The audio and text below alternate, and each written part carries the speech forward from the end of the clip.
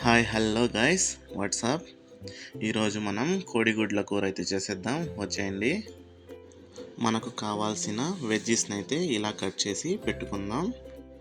గుడ్లు మనకి ఎన్ని కావాలంటే అన్ని వేసుకొని ఉడికించి తొక్కు తీసి పక్కన అయితే పెట్టుకుందాం.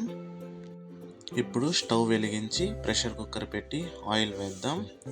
ఆయిల్ వేడెక్కాక ఎర్రగడ్డలు వేద్దాం.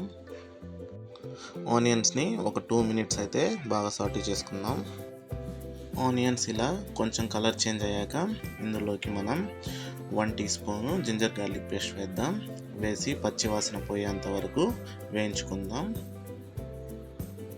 ఇప్పుడు ఇందులోకి మనం ఒక 1/2 టీ స్పూను పసుపు, అలాగే 1.5 స్పూన్ వరకు కారం వేసుకుందాం. వేసుకొని ఒక 30 సెకండ్స్ వరకు సాటే చేసుకుందాం.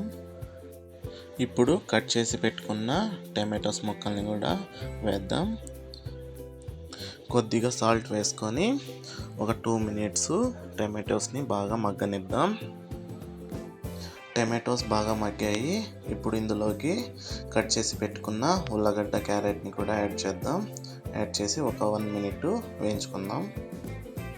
ఇప్పుడు ఇందులోకి ధనియాల పౌడరు, కర్రీ పౌడరు, అలాగే గరం మసాలా వేసుకొని ఒక 1 మినిట్ అయితే సాటే చేసుకుందాం.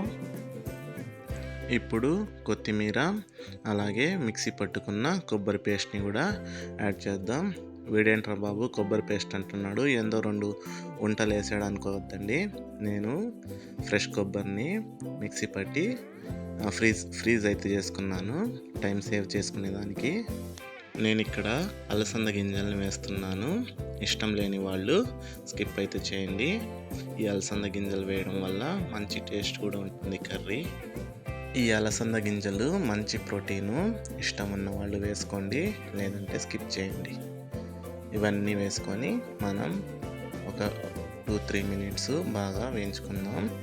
మన వెజ్జీస్ మసాలా బాగా ఫ్రై అయ్యాయి. ఇప్పుడు సరిపడా నీళ్లు వేసుకుందాం. మన చిక్కదనాన్ని బట్టి ఎక్కువ నీళ్ళు అయితే యాడ్ చేసుకోవద్దండి, ఎందుకంటే మనం ప్రెషర్ కుక్కర్లో చేస్తున్నాం కాబట్టి. ఉడికించి తొక్క తీసి పెట్టుకున్న గుడ్లని కూడా మన కర్రీలో వేసేద్దాం. వేసేసి బాగా కలిపి ఇలా ఉడికేటప్పుడు మనం కుక్కర్ మూత పెట్టి ఒక 3 విజిల్స్ అయితే పెడదాం.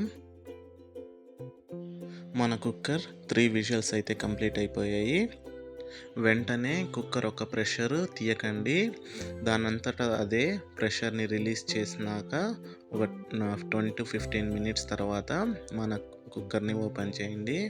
చూసారా ఎగ్ కర్రీ ఎంత బాగా అయితే వచ్చిందో.